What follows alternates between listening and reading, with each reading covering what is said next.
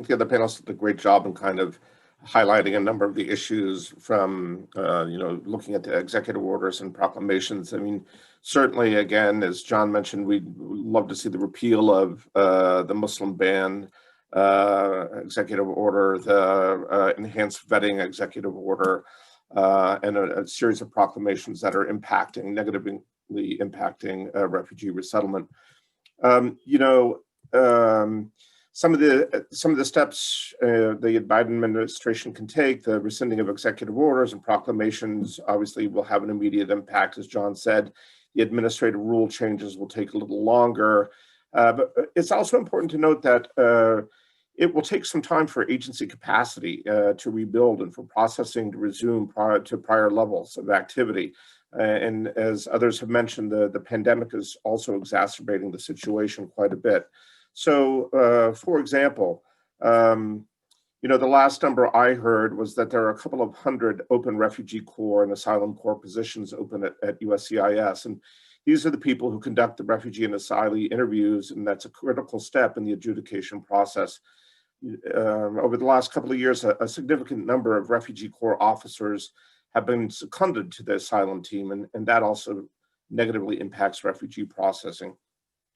There are overseas refugee support centers that collect refugee candidate data and coordinate the pipeline process have been significantly downsized over the past 4 years, and so they need to hire and train staff to rebuild capacity. And I assume, as it comes to refugees, it will take some time period for UNHCR to restart the referral process to increase the number of kids or the number of refugee candidates.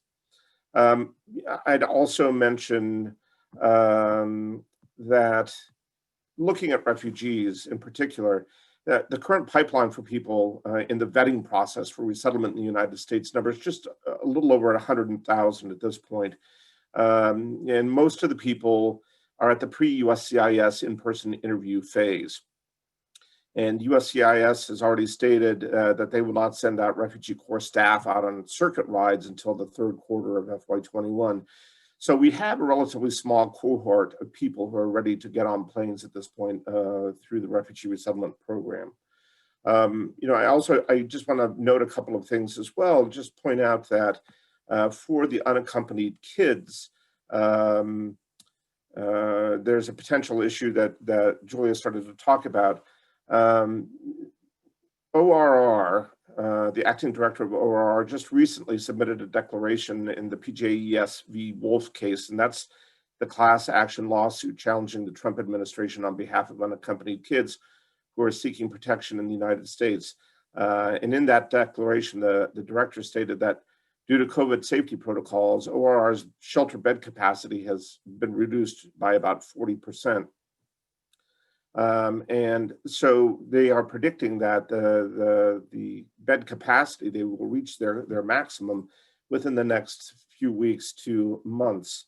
ORR is using the shelter facilities down along the border as kind of a staging area for quarantining the kids before sending them on to other shelters across the country. So, that presents a potential problem that Julia touched on in terms of how to mitigate COVID spread among the kids from the border as they travel to other areas of the country.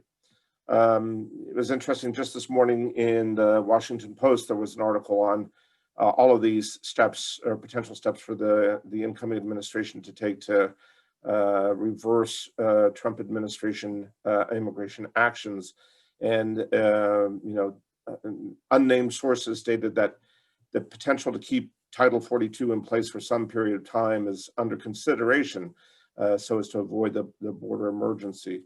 So while from a policy perspective, a number of steps can be taken in the relative short term, I think we also need to consider all of these different capacity building or rebuilding steps that need to take place within agencies, as well as within agencies that help the unaccompanied kids, as well as the refugee resettlement agencies as well.